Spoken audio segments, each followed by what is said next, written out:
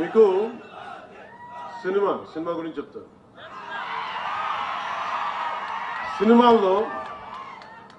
సినిమాల్లో పోరాటం చేయడం, గొడవ పెట్టడం ఈజీ. నిజ జీవితంలో గొడవ పెట్టుకోవడం, ధర్మం కోసం గొడవ పెట్టుకోవడం, ధర్మం కోసం నిలబడటం చాలా కష్టం. మీరు ఈరోజు మీటింగ్కి విని వెళ్ళిపోతున్నారు.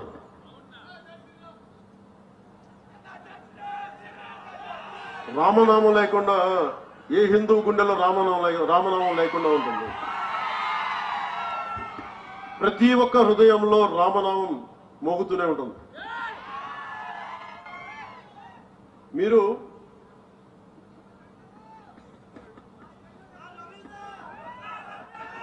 ఇందాక చెప్పిన రామ్ధారి సింగ్ దినకర్ గారిది ఆయన చెప్పేది మనందరి శక్తి లేదనుకుంటారు.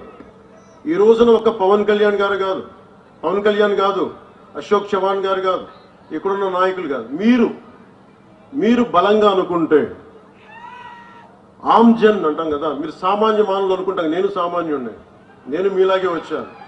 నా దేశం కోసం నిలబడాలి, మన సనాతన ధర్మం కోసం నిలబడాలి, పోరాడాలి. అది ఇక్కడ తీసుకొచ్చింది. సో రామ్ధారి సింగ్ దినకర్ గారు చెప్పింది, राष्ट्र कवि कहते हैं जनता या आम जन के हुंकारों से, उसके उग्र रूप से, आम जन की ललकार से सामान्य भवन तो क्या, बड़े बड़े मजबूत महलों की नींव भी उखड़ जाया करती है। जनता में इतनी अधिक शक्ति निहित होती है कि उसके सांसों की तेजी से राज सत्ता के मुकुट हवाओं में ఊడిగయా కడితే.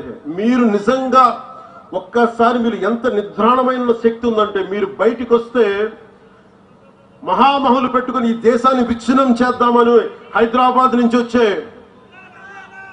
15 నిమిషాలు ఇవ్వండి, హమ్కో 15 మినిట్ దీజే, అలాంటి వాళ్ళందరికీ కూడా వాళ్ళు హైదరాబాద్ నుంచి వచ్చి, ఓల్డ్ సిటీ నుంచి వచ్చి ఇక్కడ చెప్తా ఉంటారు కథలు.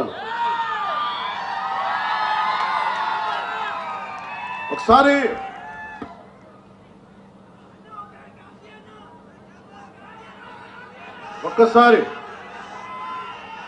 చాలా మంది ఫారెన్ డిగ్నేటరీస్ వచ్చి నన్ను అడిగారు, ఈ దేశంలో మైనారిటీలు బాధపడుతున్నారు, భయపడుతున్నారు నరేంద్ర మోదీ గారి నాయకత్వంలో, భారతీయ జనతా పార్టీ నాయకత్వం అంటే. నేను ఒకటే చెప్పాను, హైదరాబాద్ లో కూర్చొని, పాత బస్తీలో కూర్చొని పోలీసులు 15 నిమిషాలు కళ్ళు మూసుకు కూర్చుంటే హిందువులకు మేమేంటో చూపిస్తాం. నాకెవరో